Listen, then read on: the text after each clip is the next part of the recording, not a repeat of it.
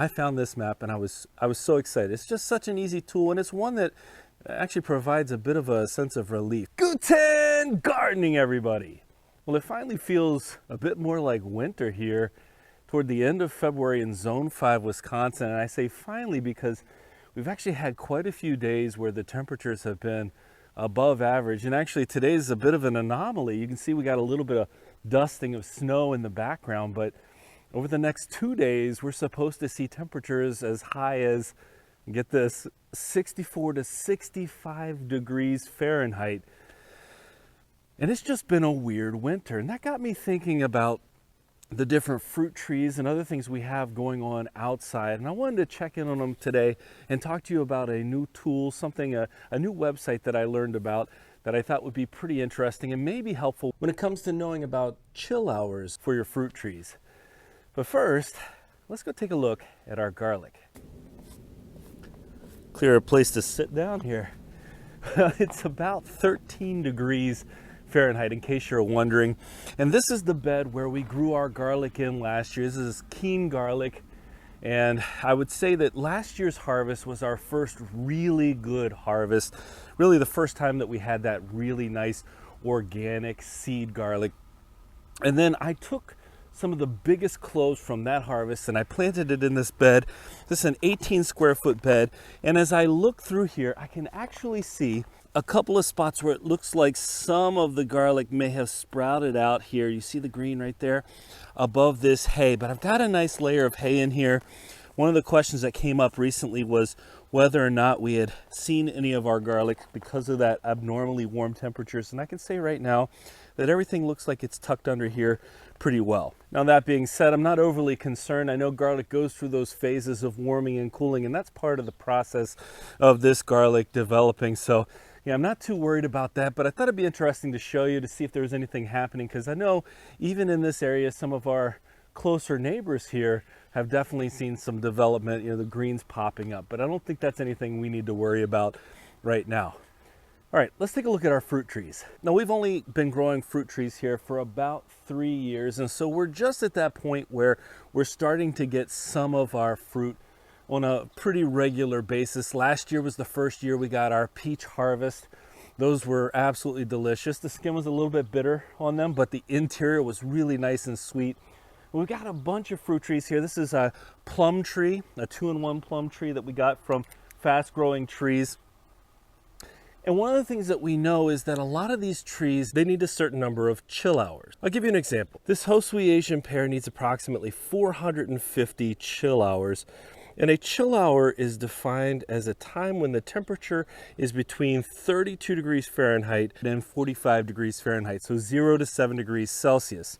Really, I think with a winter like this where the temperatures have been abnormally warm here in Zone 5, Wisconsin, and I think in other places as well, the question comes in, what happens if you don't get enough hours?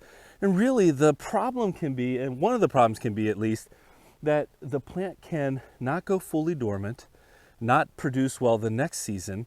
One of the things that we've had to deal with in the past with a late frost, so we have an average last frost date here, but we've also seen where we've got all of our blossoms coming on these trees. They're ready to go, and then we get a late frost, and we really have to be careful and come out and cover those blossoms. Otherwise, we lose all the blossoms before there's time for pollinators to come out, before there's time for them to really develop and become the fruit that we want from these trees. And in most of those cases, what we've done is we've added some floating row cover, something to come out and just protect from the bite of that frost. This 3-in-1 apple tree, depending on the different varieties in here, could need anywhere from 400 to 700, maybe a little bit more in terms of chill hours. So how do we tell?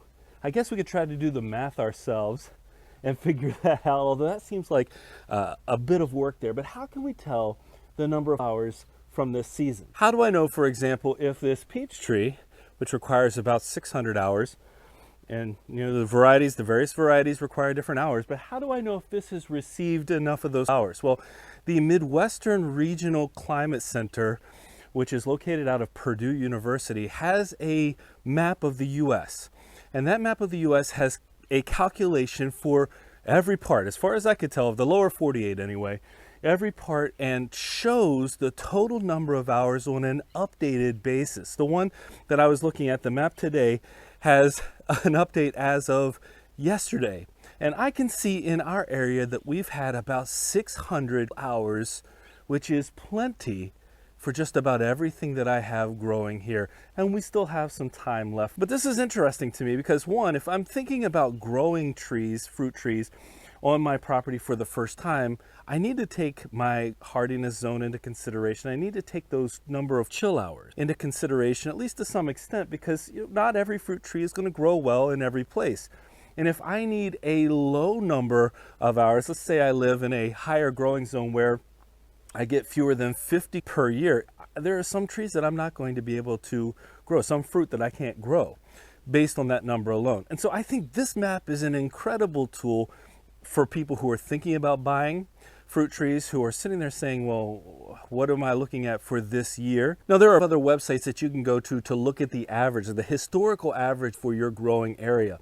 But just like the hardiness zone, the hardiness map that the USDA just sent out a new one of this year, that's based on averages. And averages are fantastic to see trends. Averages are fantastic in general because you can look at that historical piece and predict some of what you can expect for your area. But averages are just that. They're not a definitive, this is how things are going to be the next year, the next year, the next year. So while there are places that you can look at the averages, and I think that's valuable, having that real-time data is also really nice to see, so that you can say, okay, well, this season, this is what we could expect. This season, this is something that we know we got. And if you're worried about your trees getting enough hours, that's also something that I think you can look into by seeing this map. So this is brand new to us. We just discovered this map. I was looking everywhere. How can I find the exact number, etc.? And I found this map, and I was so excited. It's just such an easy tool, and it's one that actually provides a bit of a sense of relief, especially when you're seeing such an odd winter season that seems like maybe the cold's not there, seems like the hours just weren't there. And this was there to reassure us that in actuality, just about everything we needed, for this peach tree, for example, has happened. Now, of course, we're still going to have to keep an eye on everything here because we want to make sure that if these are going to blossom, we can do whatever we can to protect them in the case of, like I said, a late frost or something like that. But I think we're in pretty good shape in terms of our fruit trees here for the upcoming season. Getting outside here today, even though it is quite cold, makes me think about some of the things that I'm really excited for the spring. I'm really excited to see these open up.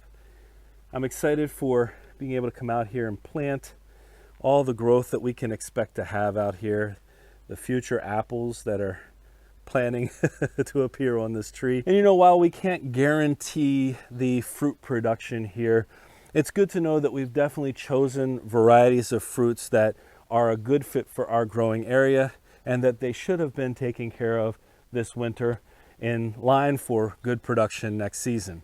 One of the things that we talk about when it comes to fruit trees in general is the best time to start growing fruit trees is last year.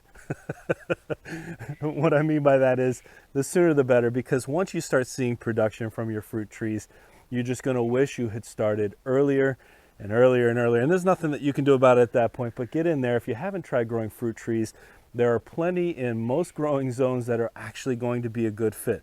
Hey, we're in Zone 5, Wisconsin, and we're growing peaches, we're growing pears, we're growing all kinds of things here. So keep that in mind. Hey, I hope this tool was valuable for you. I hope that you found something from this that you could actually use for yourself. If nothing else, as a way to calm yourself down and say, okay, we got enough hours, as a way to sit there and say, okay, if I'm going to buy some fruit trees this season, I need to keep this in mind. And if this video was useful to you today, go ahead and give us a like, leave us a comment, remember to share and subscribe, and most importantly, remember, when you're with us, you are good to grow.